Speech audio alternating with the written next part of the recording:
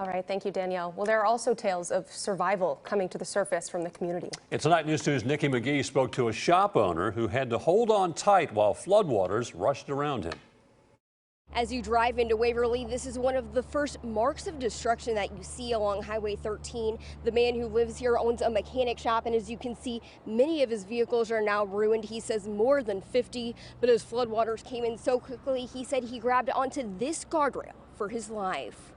Shane Chalous has lived here for 8 years now. He says several feet of water accumulated on his property in less than an hour. His home and entire business are now destroyed despite his efforts to move his shop's cars during the rain.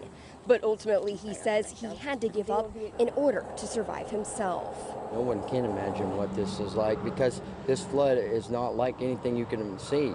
If you see it from the road driving by, it's just like, oh man, look at that. They had a lot of water damage.